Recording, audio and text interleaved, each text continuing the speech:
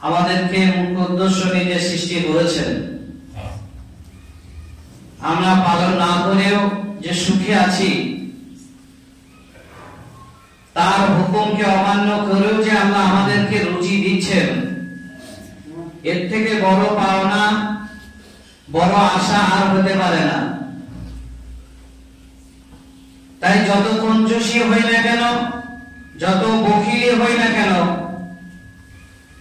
তার দেওয়া জমিনে বসে আমরা যখন তারই রুজি নিয়ে, তারই প্রাণ পাখি পেয়ে যখন আমরা হায়াতে জিন্দেগি পেয়েছি, সকলে একবার তারই বলে দিয়ে আমরা সুবিধা জ্ঞাপন করে বসি আলহামদুলিল্লাহ।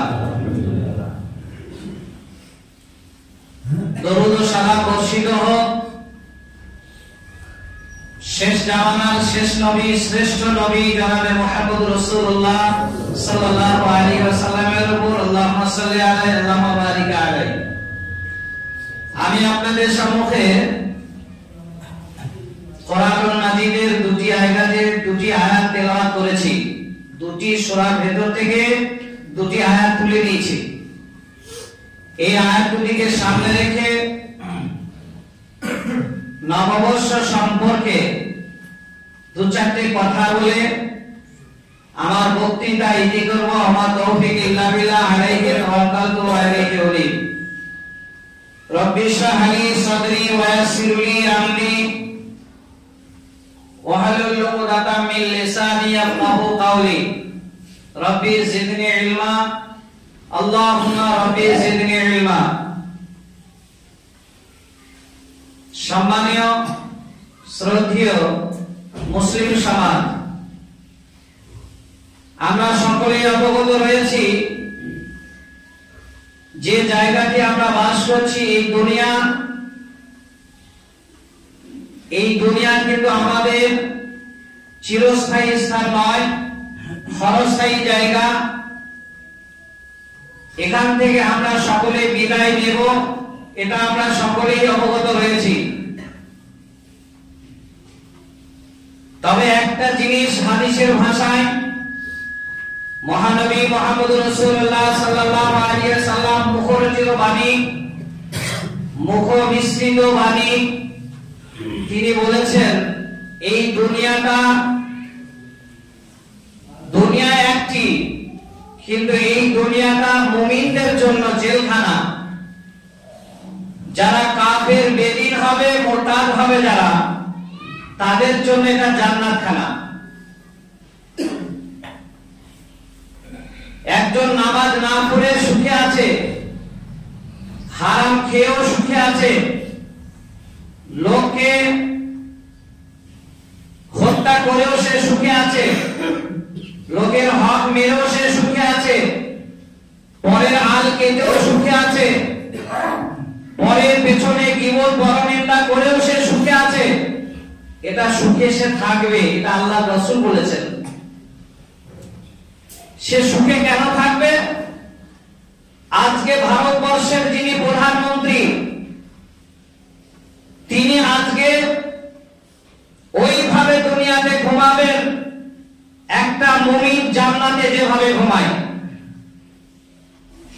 একটা মুমিন, মুমিনা জান্নাতে যেভাবে সুখের জায়গা পেয়ে যাবে, যারা বেদিন, কোরআনের উপরে যারা শত্রুতা করবে, ইসলামের উপরে যারা দুশমনি করবে, তারা দুনিয়াতে ওইভাবে আরামের বিছানায় তারা ঘুমাবে।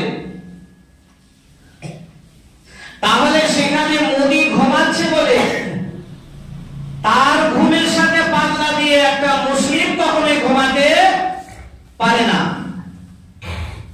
কেন পারে না?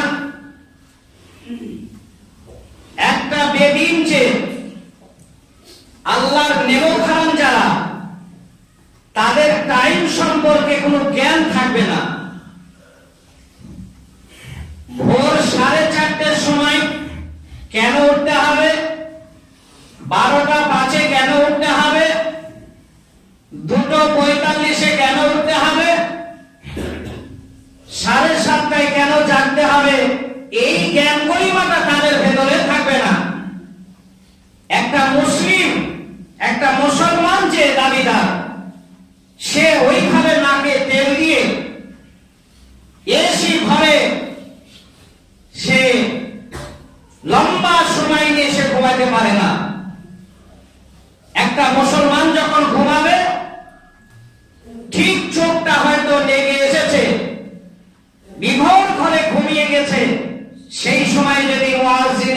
বলে দেয় হাইয়া আলা সালাহ হাইয়া আলাল ফালাহ।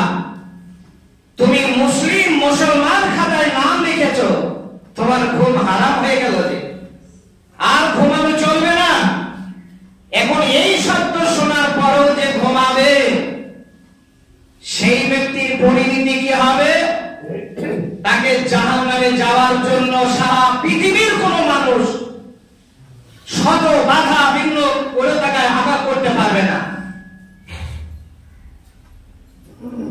তাহলে মুসলমান যে তাকে আযান শুনে তাকে ঘুম থেকে উঠে তাকে নামাজের জন্য প্রস্তুতি নিতে হবে, এটাই আল্লাহর বিধান, এটাই মুমিনের জন্য জেলখানা। ভাই ও বন্ধুরা আমার, কম বেশি আমরা অনেকেই জেলখানায় গিয়েছি। কেউ হয়তো কোনো কেসের আসামি হয়ে গেছি, কেউ হয়তো আমার আত্মীয় আসামিকে আমি দর্শন করতে গিয়েছি। জেলখানার পরিস্থিতিটা কি, সেখানকার চিত্রটা আপনাদেরকে আর খোলাখুলি বলার খুব প্রয়োজন মনে করছি না। তত দুটো কথা না বললে আমাদের ব্রেনগুলো অন্য জায়গায় চলে যাচ্ছে। সেটা হলো কি, একটা মানুষ যখন জেলখানায় বন্দী থাকবে, কথাগুলো খুব মনোযোগ দিয়ে শুনি, একটা মানুষ যখন জেলখানায় থাকবে, সে নিজের ইচ্ছা অনুযায়ী সব কাজ করতে পারে না, খেতে পারে না, ঘুমাতে পারে না, সে জাগতে পারে না, পানি ইচ্ছা হয়েছে যখন তখন খেতে পাবে না, ক্ষুধা লেগেছে যখন তখন খেতে পাবে না।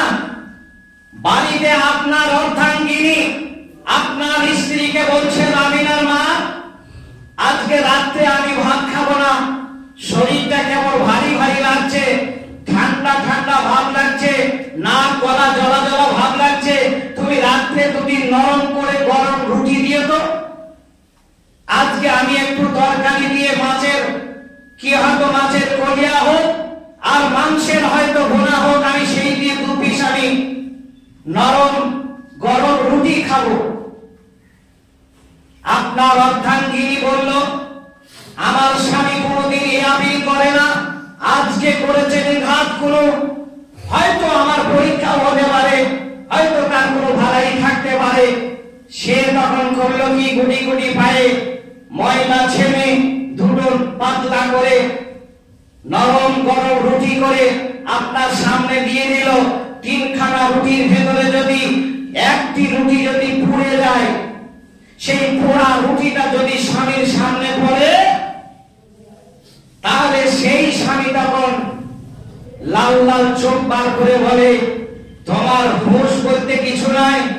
রুটি সেই পোড়া রুটিটা নিয়ে অর্ধাঙ্গিনীর মুখে ছুঁড়ে ফেলে দিয়ে বলবে, তোমার হুঁশ বলতে কিছু নাই, হঠক মানে বুদ্ধি নিয়ে তুমি আর উপরে উঠবে কি করে? তোমার লজ্জা লাগে না? তোমার ভয় হয় না? সব করে বছরের শুরুতে আজ তোমার কাছে তুমি রুটি খেতে চাইলাম, আমার পোড়া রুটি দিয়েছ। দ্বিতীয় যুদ্ধ তৈরি হয়ে যাবে অনেক বাড়িতে। কথাটা খুব গভীর কথা নিয়ে আপনাদের উপস্থাপন করতে চলেছি। এই সামান্য এক টুকরা পোড়া রুটি কেন্দ্র করে স্বামী স্ত্রীর ভেতরে দ্বিতীয় যুদ্ধ লেগে যায়। কথায় কথায় তাদের এমন বেড়ে যায়, কথায় কথায় মিয়া বিবি ঝগড়া লেগে গেল। বলো তুমি পোড়া রুটি দিয়ে কি লাভ হলো? কথায় কথায় মিয়া বিবি ঝগড়া এমন বেড়ে গেল, তুমি আমার নয় পরিবার বলে তাকে তালাক দিয়ে দিল। তার মানে বোঝা গেল, সামান্য এক টুকরা রুটির জন্য স্বামী স্ত্রী বিচ্ছেদ হয়ে যায়। ভাই ও বন্ধু